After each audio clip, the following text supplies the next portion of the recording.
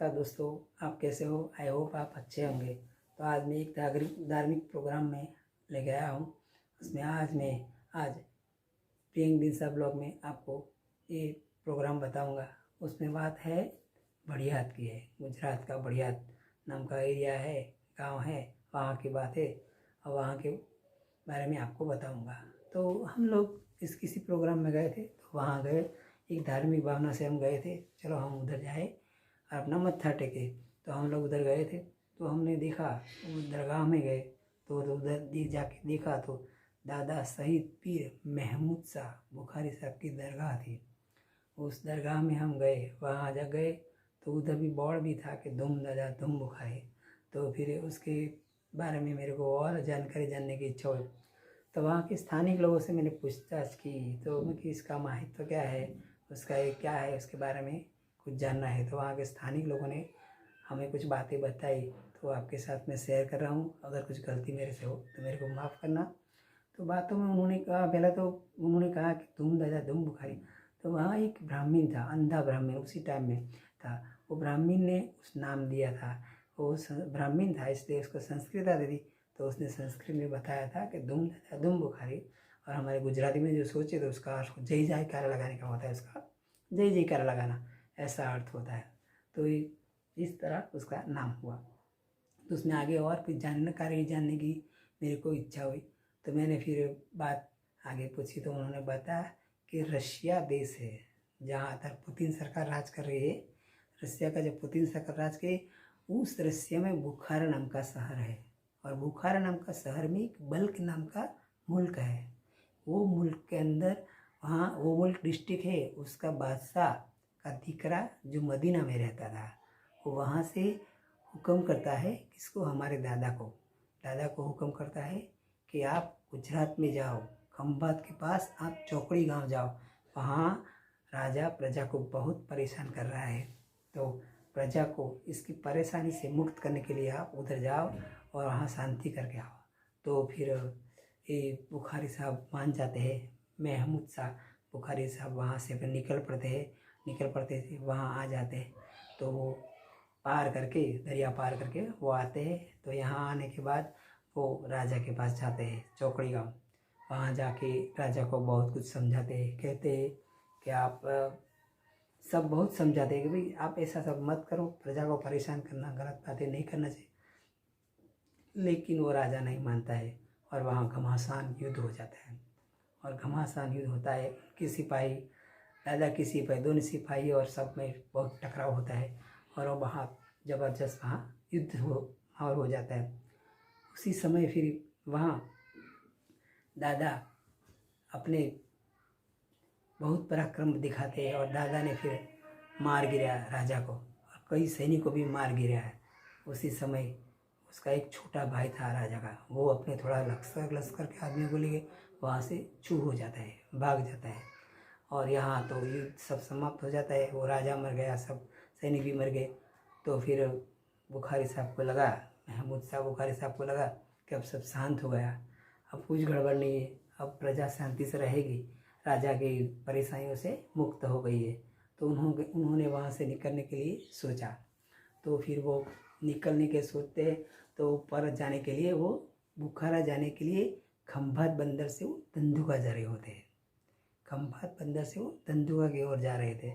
तो धंधुका के नज़दीक आते हैं, तो फिर वहाँ उनका नमाज अदा करने का टाइम हो जाता है। तो नमाज का टाइम हो जाता है, तो वो नमाज अदा करने के लिए बैठते हैं। तो उसी वक्त वो समय का लाभ लेके, वो राजा का छोटा भाई था, वो कहीं से आ जाता है वहाँ अपने सैनिकों के साथ। और सैनिकों के साथ आकर फिर दादा का सर कलम कर देता है, वहाँ सर कलम कर देता है। उसके बाद दादा अपने सर कलम हुआ होता है, फिर भी वो लड़ते रहते हैं और उनके साथ में जो सैनिक होते हैं, वो जो होते सबको मार गिराते हैं, फिर वो गिर जाते हैं। उसके बाद आगे क्या होता है मैं आगे के ब्लॉग में बताऊँगा। नमस्कार।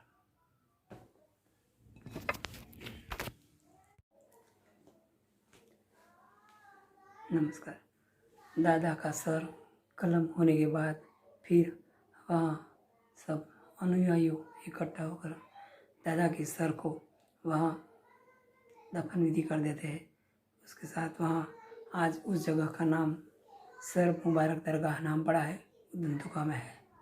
उसके बाद दादा का धड़ को लेकर सब जनाजे में ले जाके वो आगे निकलते हैं सब लोग।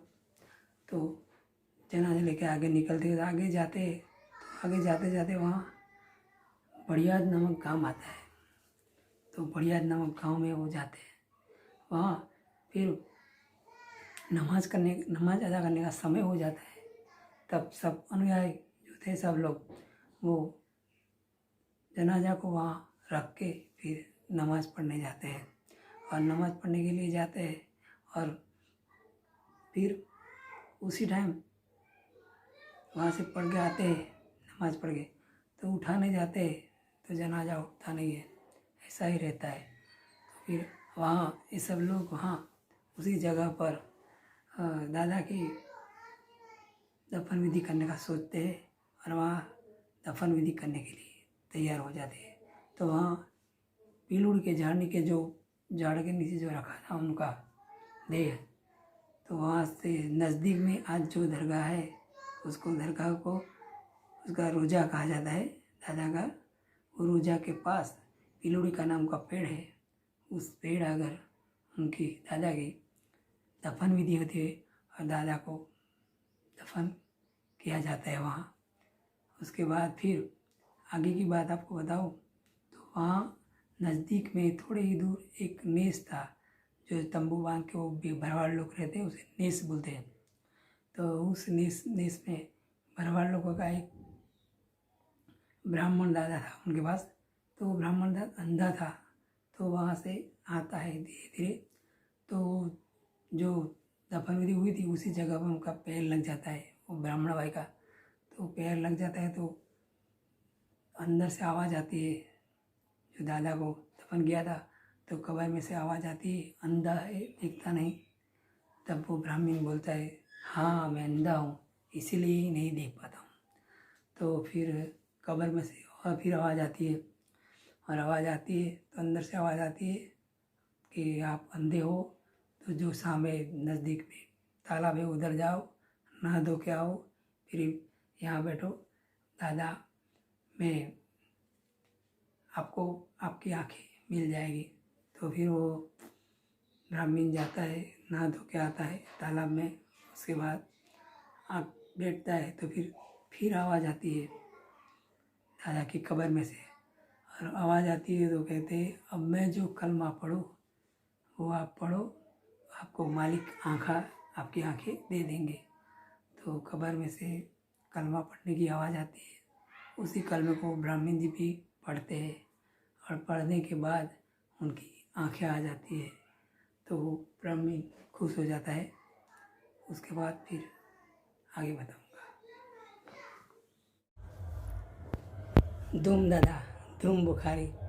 तो फिर ब्राह्मण को तो आँखें आ जाती है, लेकिन ब्राह्मण सोचता है कि इतने महान हस्ती ने मेरे को आँखें दी, लेकिन मैं उसको देख नहीं रहा हूँ, तो मेरे को देखना है। तो प्रार्थना करते हैं और दादा खुद दर्शन देते हैं और ब्राह्मण को अपना दर्शन देते हैं। तो ब्राह्मण भी बहुत खुश हो जाता है। इसके बाद सिंध का सुमरा लोग आते हैं, राजपूत लोग, तो फिरते उधर वो साइड आते हैं। वहाँ जहाँ भरवाड़ लोगों का वहाँ टेंट पड़ा होता है, उसको बोलते हैं टेंट बोलते हैं, उसको अलग अलग नाम से बोला जाता है। तो उसको नेस भी बोला जाता है। तो उस नेस पे वो लोग आते हैं, तो वहाँ आके वो अपनी गायों को ढूंढते हैं, तो गाय नहीं मिलती। तो इसके बाद में वो सब इकट्ठे हो गए। फिर भरवाड़ लोग बोलते हैं, आप यहाँ रात को रुक जाओ, खाना पीना सुलाते हैं। उसमें रात को सपने में उनको आता है फिर, और सपने में कहते हैं आपको यहाँ रुकना है, यहाँ शादी करना है, यहाँ रहना है, यहाँ ही अपना जीवन बसर करना है। तो ये सुमरा राजपूत लोग वहाँ रुक जाते हैं, वहाँ शादी होती है, वहाँ वो मुस्लिम धर्म भी लेते हैं। और वहाँ आज की तारीख में वो सुमरा जाति हो जाने जाते हैं। वो जो सारे राजपूत है वो आज वहाँ मुस्लिम सुमरा जाति से बोला जाते हैं और पहचाना जाते हैं। और दादा का एक वरदान भी है कि आज की तारीख में वो लोग बहुत अच्छी तरह खा पी आराम से रहे। दादा का आशीर्वाद से जहाँ तक रहेंगे वो खुशहाल रहेंगे, कोई जात की उसको कमी नहीं होगी, तकलीफ नहीं होगी। तो आज भी वो सब लोग वहाँ रह रहे और आनंद से चंगे से रह रहे। तो खरेखर धूम दादा धूम बुखारी ने बहुत अच्छा कार्य किया, अच्छा काम किया, उनकी हम सराहना करें, उनको याद करें। तो ज़रूर दादा बूम बुखारी, दादा धूम बुखारी को हम याद करें। इसके साथ ही मैंने जो कुछ बोला, जो कुछ कहा, अगर कुछ गलती हो तो मेरे को माफ़ करना। इसके साथ ही जय दादा, जय बुखारी, नमस्कार, वंदे।